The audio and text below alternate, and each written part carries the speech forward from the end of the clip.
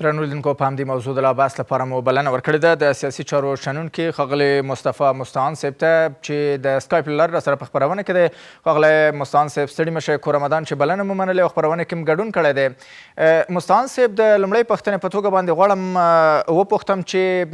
هیواد ته د پخوانیو چارواکو د راستنېدو بهیر او یا هم د تماس کمیسیون چارې څنګه ارزوئ؟ نحمده ونصلي على رسول الكريم وما بعد فأعوذ بالله من الشيطان الرجيم بسم الله الرحمن الرحيم. لومړی خپل هیوادوال ته بالخصوص د لویې پکتیا خلکو ته د هغوی د شهیدانو ته د مغفرت دعا کوو، زخمیانو ته د شفا لپاره دعا کوو، خلکو ته یې د خپلو خویندو ورونو ته د صبر جمیل لپاره دعا کوو، الله پاک دوی ته صبر جمیل ورکړي. راشو د دغه کمیسیون موضوع دا یو ډېر ښه یو اقدام دی د څو مسایل لپاره چې که وشي کولی شي دغه خلک د بهر نه راوستل شي او په افغانستان کې دوی نه لکه دوی د خپل وطن ته راوستل شي. دوی د اوسني نظام د بقا لپاره دا یو مثبت اقدام دی. هم د نړیوال یعنی کمپاین لپاره چې دا شان په افغانستان کې سوله راغلی او دا خلک راتلی شي، هم د دغه خلکو لپاره د خلکو لپاره تر امارت زیاته ګټه ده، ځکه چې دغه خلک چې کوم په بهر کې اوسېږي دوی اوس نو اول صنف والا تابعیت نه لري، دوی دویم او دریم کټګورۍ کې راځي. په خپل افغانستان کې دوی په اول کټګورۍ کې دوی خواوشاته لسګونه کسان وو، خلک به ورسره روزانه راتله. دوی چې دلته راغلي دوی د لسګونو ستونزې سره مخ دي. که دوی سره کوم پیسې دي هغې نه استفاده نشي کولی، که نشته ده نو دوی هغه کار نشي کولی چې کوم شي دپاره دلته هغوی ته مساعد دی، یا اوبر شو یا د مکډونالډ شو یا دا شان هغه شان شو، هغه دوی د وسه نه کېږي او د دوی شخصیت سره نه جوړېږي. نو دوی مجبور دي چې بېرته لاړ شي. دوی د سلګونو رواني ستونزې سره مخامخ دي. همدارنګه دلته ماشومانو تربیه ده، د کورونو مسایل دي، ډېر مسایل نور دي چې باید د دې ځای دا خلک بېرته لاړ شي. په افغانستان کې دوی عادت شوي وو، د لوی مشران دوی دپاره ډېره ښه یو موقع ده چې دوی بېرته ورشي. د امارت دپاره هم مثبت دی او هم منفي. مثبت دا ده چې دوی دغه خلک راغواړي او دوی خپل د نظام د بقا او د اثبات دپاره ورباندې دوی ترېنه کار اخیستی شي چې دا دی بس ټول راځي، د مخالفتونو دور ختمیږي او که په دې سره د جګړې دور هم ختم شي په مکمله توګه باندې دا دلته ګټه کوي.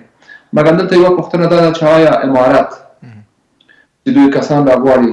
په دغه کسان باندې دوی څومره اعتماد کولی شي چې د هغه کسان دي چې په فکري لحاظ سره دوی سره اختلاف لري، یعنی دا کسان د ملي فکر سره دي او تقریبا سیکولر فکر لري چې په سیستم کې راځي، کې په نظام کې راځي، نو دوی د خپل سیکولر سوچ سره راځي. یعنی دوی د فکر او د امارت د فکر کې دغه یوه ستونزه به وي چې دغه دې ته دوی د دې نه څنګه کار اخیستی شي، چې دغه کسان دوی نظام ته راننباسي، تر کومه حده پورې په دوی باندې اعتماد کولی شي. بله مستعان صاحب، یو خو هغه د فکري ټکر مسله ده، یو هم د هیواد د ملي منافعو مسله ده. دغه کسان چې راستانه شوي دي تر اوسه پورې کوم چارواکي هر یو سره چې په هوایي ډګر کې خبرې شوي یا هم ځانګړي مرکې شوي دي، هغوی ویلي دي چې هیواد ته د راستنېدو یوازینی هدف خپل هیواد ته کار کول دي، البته له اسلامي امارت سره پخوا کې. ستاسو په نظر باندې اسلامي امارت لکه څنګه چې تاسو وویل چې په دغو خلکو باید څنګه اعتماد وکړی شي، دغه د باور جوړونې لپاره کوم مسایل یا کوم موارد باید په پام کې ونیول شي تر څو هغه بې باوري او بې اعتمادي چې رامنځته شوې هغه له منځه لاړه شي او بالاخره دغو کسانو ته چې راستانه شوي هیواد ته بالاخره د هیواد کې د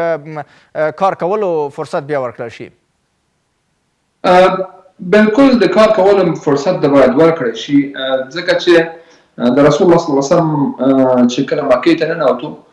نو لومړنی کس باندې چې لکه ټول واک د مکې ورته وسپارل شو، نو ابو سفیان هم کله چې طایف ته ورځي د بوتانو ماتولو لپاره نو ابو سفیان لېږي، ځکه چې هغه یو قومي مشر دی چې خلکو سره اختلاف ونه کړي. نو دا مسایل پکې شته، یعنی نظام کې باید دغه کسان چې راوستل کېږي دوی نه باید کار واخیستلی شي، مګر د یو تعهد پر بنا باندې او په یو نظام په چوکاټ کې دننه که دوی حتی فکري اختلاف هم لري باید دوی سره په هغه وضعیت کې کار وشي چې دوی ته د کار موقع ورکړی شي، مګر داسې نه چې دوی ته مکمل اختیار د ورکړی شي لکه تېر نظام کې چې ورکړل شوی و. مګر اصلي ستونزه دلته دا ده چې موږ د نظام تعریف دفعتا نه لرو. دغه نظام چې دلته راغلی دا اسلامي جمهوریت دی، اسلامي خلافت دی، امارت دی، په کوم شکل سره د دې قانون دغه چوکاټ دا کمیټه به معاصره وي، دا خلک به راولي،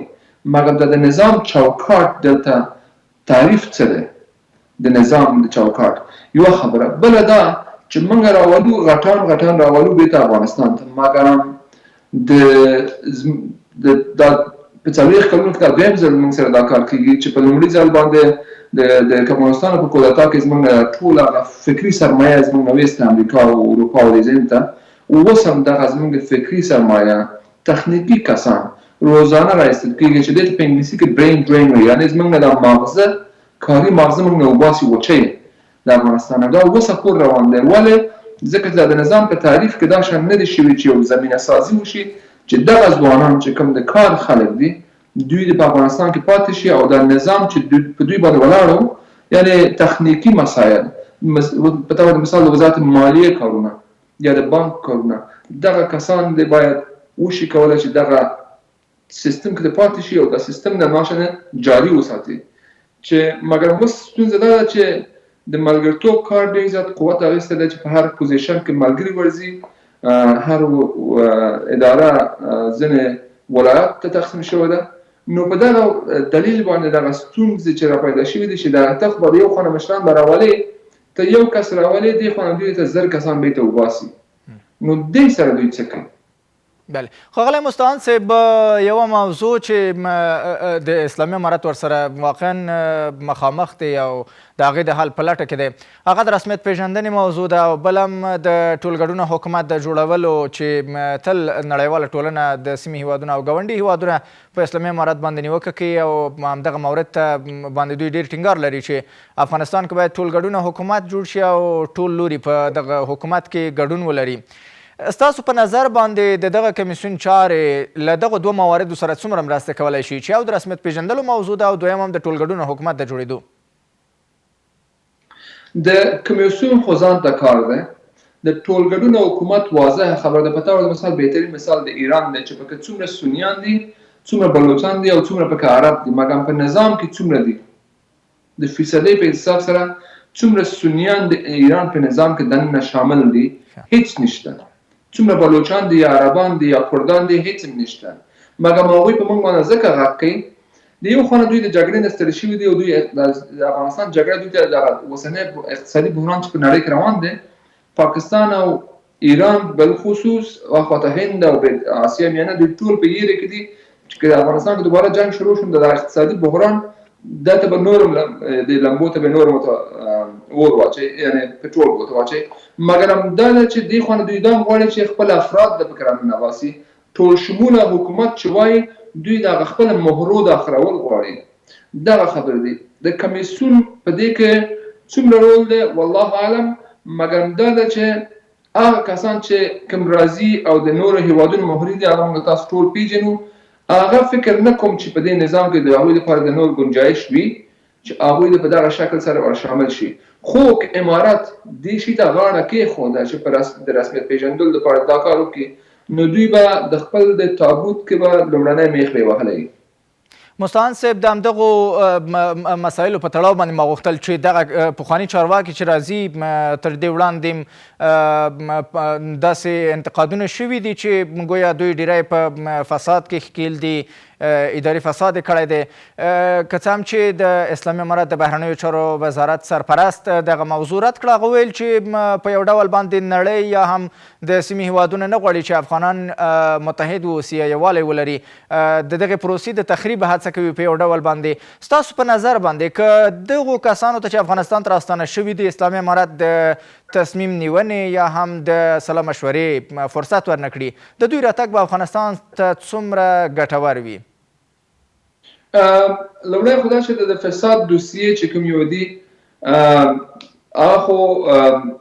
د امارت خپله فیصله ده که په کله چې د عفو عمومي عفو اعلان کوي نو په هغې کې دوی کم شیونه دوی پکې شاملوي. تر ټولو نه لوی فساد خو په ځمکې په مخ باندې قتل دی چې کوم قتلونه دوی بخیل نه کېدای شي دا مسایل هم وبخي پکې، او راځئ چې په دغه دور کې چې هر څه بخښل شوي دي دا هم وبخښل شي چې دغه خلک ټول سره یو ځای شو او د وطن د وضعیت بیرته د جنګ نه وساتو. نو دا ډېر مهم دی. مګر همدا چې اوس دغه کوم کسان راغوښتل کېږي که دوی نه مشورې غوښتل کېږي، په طور د مثال د فاروق وردګ څخه د لویې جرګې په موضوع کې که ترېنه مرسته غوښتل کېږي نو د مشاور په حیث د ترېنه کار واخیستلی شي، مګر من حیث د یو فیصله کوونکي باید ونه شي. بله دا چې اخواته که هدایت امین ارسلا راځي